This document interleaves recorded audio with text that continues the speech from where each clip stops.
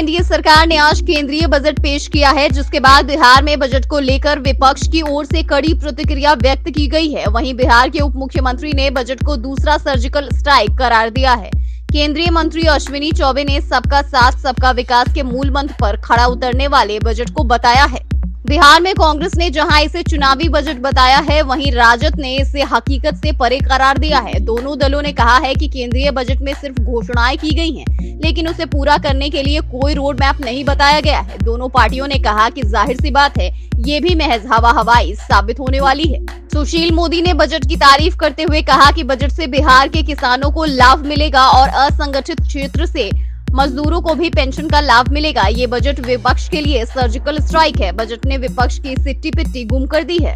कांग्रेस प्रवक्ता प्रेमचंद मिश्र ने इसे चुनावी बजट करार देते हुए कहा कि यह बजट सिर्फ घोषणाओं से भरा है। लोकसभा चुनाव को देखकर घोषणाएं की गई हैं। कांग्रेस नेता ने पूछा कि इनकम टैक्स स्लैब में जब 8 लाख वाले को पिछड़ा समझा, तो फिर इनकम टैक्स में 5 लाख की ही छूट क्यों?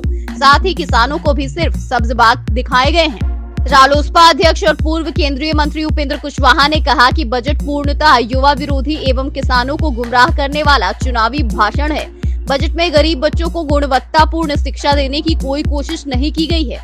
इसमें न तो रोजगार सृजन के उपाय का कोई प्रस्ताव है और न ही किसानों को लाभकारी मूल्य दिलाने हेतु कृषि उत्पादन पर आधारित उद्योगों की स्थापना का कोई प्रावधान है।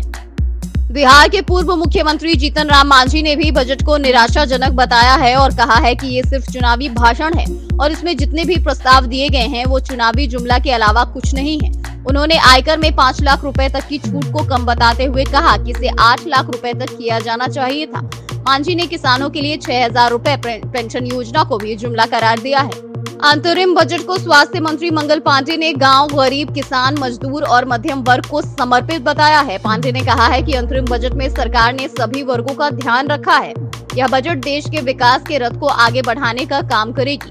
बजट में किसानों और मध्य वर्गीय लोगों को भारी राहत देते हुए सरकार ने संगठित एवं असंगठित क्षेत्र के लोगों के अलावे व्यापारियों के लिए भी आयकर एवं जीएसटी में बड़ा बदलाव किया है। रक्षा और स्वास्थ्य के अलावे 1 लाख गाँव को डिजिटल बनाने का निर्णय देश के विकास में सहायक साबित होगा।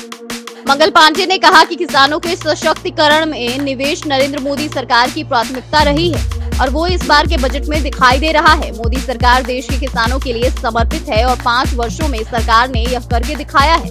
उन्होंने कहा कि महिलाओं को बैंक से 40,000 तक के ब्याज पर टैक्स माफ और स्टैंडर्ड डिडक्शन 40,000 से बढ़कर 50,000 रुपए करने के अलावे आयकर की छूट सीमा 2.5 लाख से बढ़ाकर 5 लाख करने से 3 करोड़ मिडिल क्लास को फायदा मिलेगा। किसानों के लिए किसान सम्मान निधि योजना से 12 करोड़ किसानों की दशा और दिशा भी सुधरेगी। पटना से बिफोर प्रिंट की रिपोर्ट। अगर आपको हमारा वीडियो पसंद आया हो तो इसे लाइक करें, सब्सक्राइब करें और बेल आइकन दबाना न भूलें।